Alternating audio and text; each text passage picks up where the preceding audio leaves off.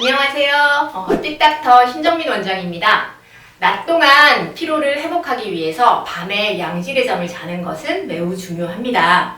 잠을 자는 시간이 절대적으로 부족한 불면 증상과는 구별해서 충분한 시간을 자더라도 수면의 질이 떨어져 있는 상태를 수면장애라고 합니다. 코골이, 수면무호흡증, 이갈이 등이 수면장애의 원인으로 지목되고 있는데요.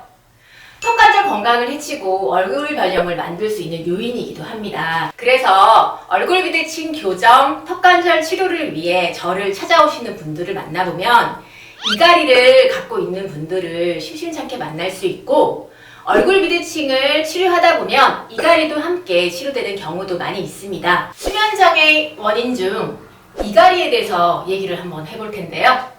턱관절은 하루 종일 수천 번 쉴 새 없이 움직입니다. 턱관절은 말을 하고 음식물을 씹고 삼키는 데 관여할 뿐 아니라 침 삼키는 데도 중요한 역할을 하는데요. 침 삼키기 반응은 잠을 자는 동안에도 규칙적으로 일어나게 되고, 이 과정에 턱관절 움직임이 발생합니다. 턱관절은 축두고리 관절 안에 하악의 끝부분인 하악가두가 경첩처럼 맞물려 있는 구조로 되어 있습니다. 하악가두는 입을 벌릴 때 앞쪽으로 미끄러지고 입을 닫을 때는 제자리로 돌아가는 방식으로 운동을 합니다. 관절원판은 뼈가 직접 접촉하는 것을 막아주는 섬유성 결합 조직으로 신경이나 혈관이 없습니다. 이러한 특징 때문에 손상이나 통증을 일으키지 않고 강한 압력을 견딜 수가 있는 것이죠. 서로 다른 운동을 하는 두 개의 뼈가 자유롭게 움직이기 위해서 관절 원판과 접촉하는 하악가두의 위치가 어디에 있느냐는 굉장히 중요합니다. 이 위치를 중심이라고 합니다. TMJ가 뼈, 인대, 근막, 근육 등 여러 가지 구조물들의 안정적인 위치를 찾아가는 과정에 가장 중요한 역할을 하는 것은 관절에 붙어서 움직임을 주도하는 근육입니다. 저작과 연화를 할 때 하악은 주로 수직 방향으로 운동을 하고, 입을 닫을 때도 치아 접촉 시에 치아에 가해지는 힘 또한 수직 방향입니다. 수직 방향의 힘은 치아 지지 조직에 의해 잘 흡수되어 문제를 만들어내지 않습니다. 그러나 이갈이를 할 때는 하악이 좌우측, 전후방, 수평 방향으로 움직이게 됩니다. 이러한 측방 운동이 만들어내는 수평 방향의 힘은 흡수가 되지 않아 치아나 지지 구조 양쪽 모두 손상시킬 수 있습니다. 또한 습관적인 이갈이로 인해 한쪽 치아가 많이 마모될 수 있습니다. 그러면 좌우측의 교합평면의 높낮이가 달라지게 되면서 안면 비대칭이 발생하게 됩니다. 즉, 이갈이로 인해서 턱관절 축이 틀어질 뿐만 아니라 치아의 교합평면까지 틀어지면서 안면 비대칭 증상이 심화되는 것입니다. 이러한 턱관절의 이상 기능은 좌우 근육의 편차를 만들어내 문제를 더 악화시키게 됩니다.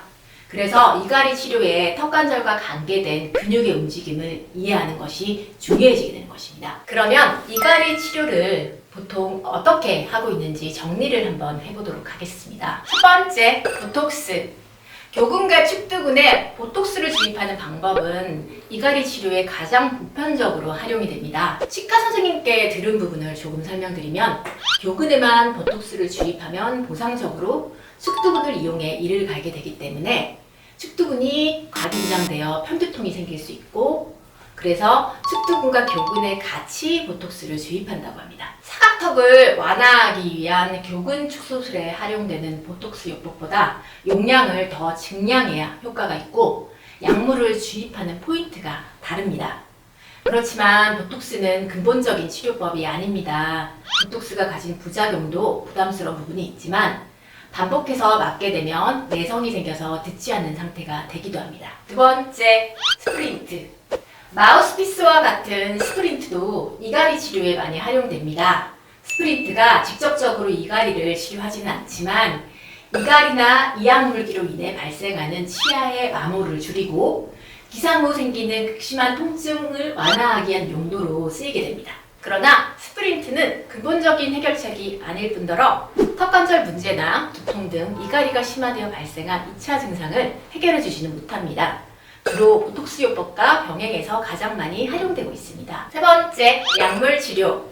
이갈이 활성을 감소시키는 효과가 있다는 연구들에 기반해 가장 빈번하게 활용되는 약물은 간질 치료제인 크로나제팜과 혈압 강화제와 편두통 치료제로 쓰이는 크로나다인, 그리고 항우울제인 아미트립틸린이 대표적입니다. 그러면 한의학에서는 이갈이 치료를 어떻게 하고 있을까요? 한의학에서는 이갈이로 불균형해진 근육의 움직임을 개선하고 내신경을 안정화시키는 보다 근본적인 관점에서 치료에 접근하고 있습니다. 맞춤 제작된 균형 장치를 이용해 좌우 턱관절의 편차를 줄이고 순화 치료를 통해 틀어진 경추 1번, 2번의 위치를 바로잡아 내신경의 눌림을 해소하고 내 척추액의 순환을 원활하게 만들어줍니다. 또한 이갈이를 반복적으로 할 때 활성화되는 저작근, 특히 교근과 축두근을 이완해주는 것도 중요합니다. 이는 바로 침 치료가 제일 강점이 있습니다. 안면비대칭 교정을 할 때 상하악의 교합을 안정시키는 것이 우선 조건인데요. 이 과정에 이갈이가 함께 교정되는 것입니다. 이갈이는 턱관절 장애와 안면 비대칭의 원인입니다. 안면 비대칭을 교정하는 것은 결국 구조 불균형을 해결할 뿐만 아니라 여러분의 잃어버린 수명까지 찾아줄 수 있습니다.